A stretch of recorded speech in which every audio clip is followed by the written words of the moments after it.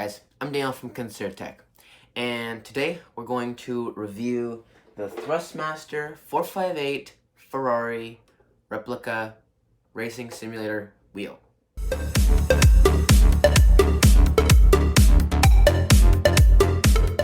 The Thrustmaster 458 Spider replica racing simulator wheel. That's a mouthful, but it is the cheapest racing wheel from Thrustmaster. It is $160. I got it from Craigslist. It was a brand new thing. He was selling it for $130, I think it was, and I got him all the way down to $100. So I have it for $100. It's $60 off of retail price, which is really, really good. And I'm actually really excited to review this because Abbott has a Logitech G902. We both have Xboxes and PCs, so we're both gonna be Xbox comparison wheels. We're not gonna compare any PS4 wheels or anything like that because we don't have them. But he has a G902, which is the same in PS4 terms as the G9 or G29. So he has the G902, and he's gonna review that. I have no idea when that video is gonna come out, but he's gonna review that, and then we're going to do a comparison video of what is better, the cheap or expensive, because his retails for $399 or something like that, and yeah, so cheap versus new, or cheap versus expensive. But first, let's get into this video. So basically, it has 240 degrees of rotation. So if I show you right here, when this thing rotates, it stops right there. It locks. That's this lock. That's only 240 degrees from there to there. It's only 240 degrees, which is not realistic at all, really. That's very, very short compared to if you drive a normal steering wheel. Whereas Abbott's, or basically any expensive one from $250 and up, will all have 900 degrees of rotation, which is exactly like any car ever. I mean, I think it's 900 because they basically have two rotations to lock, is mainly what normal cars have. So yeah, it's the G920, which is the Xbox One, and the G29, which is the PS4 one. They have dual motor systems, and so each motor, they're connected to gears, which makes the force feedback happen. So that basically, it's like a dual motor setup. It just kind of, it's really confusing. The TMX, which is Thrustmaster's big expensive wheel, has a pulley and gear system. So it works where the gears, it kind of works like a bike chain, where the gears get farther apart and closer together, to have more force. So as you turn your wheel, the gears go farther apart so that it's harder to turn. Whereas when you're dead center and you're just doing little tiny movements, the gears are very close together and it's not very difficult to turn. Whereas this wheel has a bungee system, which works like a bungee cord. Basically, as you're turning, the bungee cord stretches and gets harder and harder to push or to pull. The only problem with that is once you let go, not like the pulley system or the motor system would do, it would just go straight, or try and get as straight as possible, just like any other power steering, like any other wheel in real life cars will do. It'll center and it'll stay center. This, no, it does this. Yeah. And I know, what would you think a bungee system would do? I get it. I totally understand. But that's really annoying when you're racing, especially if you're drifting or something.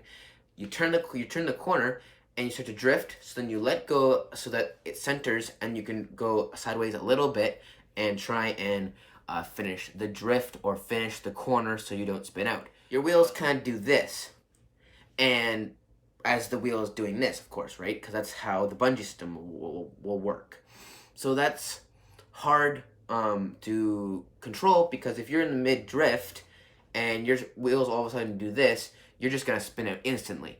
So you have to like let go and grab on again just as you think it's going to be close to center. Then you do the turning. So basically, you're doing the work of the bungees of the force feedback, which kind of sucks.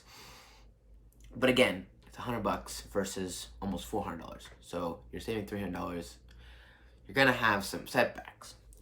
And speaking of force feedback, we're gonna talk about the pedals as well. Another complaint that I have of this, but again, it's not really a complaint because it was $100. So the brake pedal is a four-stage progressive pedal, which makes sense. No different than any other like gas. I mean, the gas is normal, of course, but the brake, you can totally feel as you go down, it gets harder and harder and harder, just like a normal pedal would do. So that isn't actually that crazy. What I find more crazy is the TMX, which I talked about just before that, about the pulley system. The TMX, which is a top-of-the-line Thrustmaster, it has the same exact pedals. It has the four-stage progressive brake pedal. It only has two pedals, which again, two pedals, whereas the Logitech ones, they both have three pedals because they don't have any add-ons. Thrustmaster, if you look at their website, they have add-ons galore. The add-ons go on for crazy. They have 3 or 4 different kinds of pedals that you can add on to it, and you can add on to these. So now you can get 3 pedals for this, which is good. I'm very excited for that. That's going to be the first thing that I want to upgrade this to, is 3 pedals, because then I can get a clutch. Anyway, so you can get 3 pedals. You can get 3 different kinds of handbrakes, 3 different kinds of shifters. I mean, the add-ons are crazy in Thrustmaster, whereas the Logitech has the wheel, which is $400, and then you have the shifter, which is I think $100 or $120. Correct me right here. But that's good and bad. It makes that the Thrustmaster is cheaper because you have to just add on some stuff, which makes it in the long run a little bit more expensive, but it's a better system. I mean, Thrustmaster versus Logitech, Thrustmaster should win every time. I don't know, I haven't tried a TMX racing wheel. If I know someone that gets one, I'm definitely going to review it and see if it is better than the Logitech, and I might do a comparison video there. Or I might just buy one in the later years, but I probably won't because I don't have that money. And this wheel is great, honestly. For how expensive it was, I love it. So, again, like I was saying, you can get the T3PA and the T3PA Pro. I know those are a bunch of numbers that nobody cares about, but these are pictures of the T3PA. This is a picture of the T3PA Pro. So as you can see, the T3PA Pro is more like this, and the pedals are here. So you can have it this way, which is like any GT car, or you can have it down on the floor, and then it works just like this, just like an F1 car. Okay? Or you can have it here, and you can have it just like a normal car, right? Except I just realized that that's the brake now. Oh, that's kind of odd. You gotta program it, of course, but so you get what I mean. So it has 2 different ways. That's the Pro. Now the T3PA looks identical to my pedals, except it adds on a 3rd clutch pedal. And they're all metal. None of them are plastic. So that's also a very good representation of like being more, it makes it feel better, right? It makes it feel more premium. So we talked about pedals, and then we can talk about accessories. And I already talked about this already. But I can get a shifter for mine and a handbrake. Only problem that this has compared to the TMX and of course the Logitech is they have USB ports in them. So basically what that means is the one USB port that goes in from the hub, like so basically if you look here, this is the hub, right? So this USB port comes from there, and the pedals plug in right there, and on the TMX would have two other USB ports. There's actually holes for it right here. Two other USB ports right here, where you'd plug in the shifter and the handbrake. Logitech has it as well. This doesn't. It has the pedals, and that's it.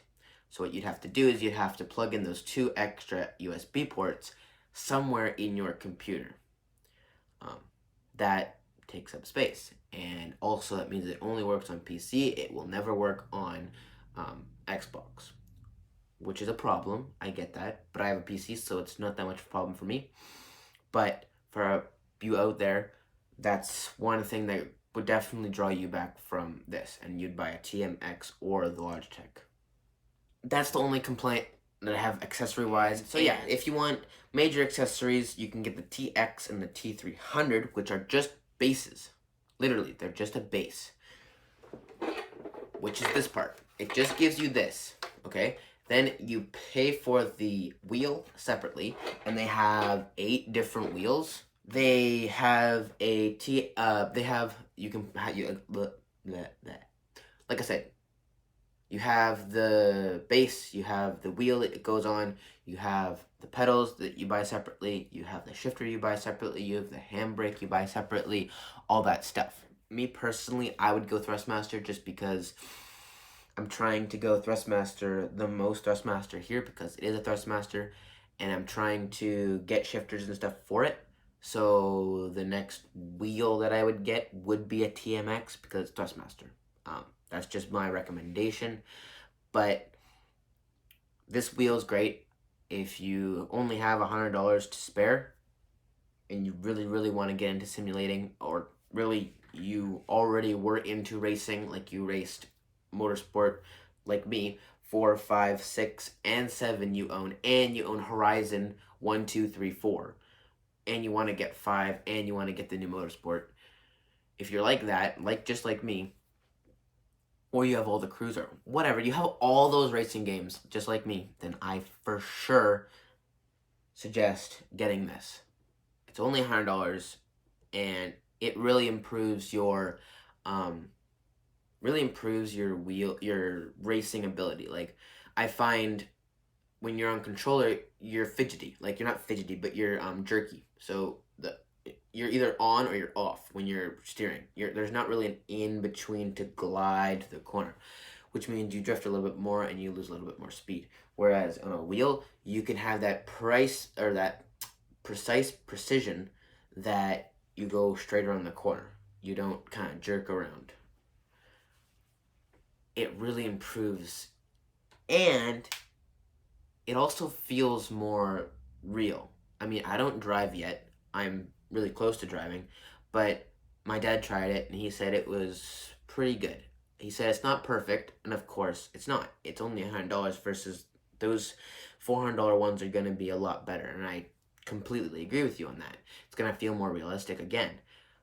But for $100, this is supposed to be really, really, really good, and I for sure suggest this one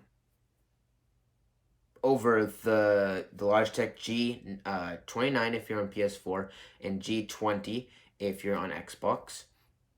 The bases, the TMX, the TMX Pro, all of those different Thrustmaster wheels and Logitech wheels, those are the only ones that I researched. I know there's others out there. Those are the big names, Logitech and Thrustmaster, so that's all I've did research on. Subscribe, hit that bell icon to get notified of our videos. I mean, we're really trying to get you the most amount of content out here, and I know 95% of you are not subscribed, so please, please, please subscribe and help us out, because if you subscribe, that gets us closer to 1,000 subscribers, which gets us closer to earning a bit of money from this, which gets us better stuff for you guys, for us to review. So, and it also helps us with sponsorships, and then we don't need the money, but we still have that. We just want to get bigger so that we can get stuff out to you guys. Thank you for watching this video.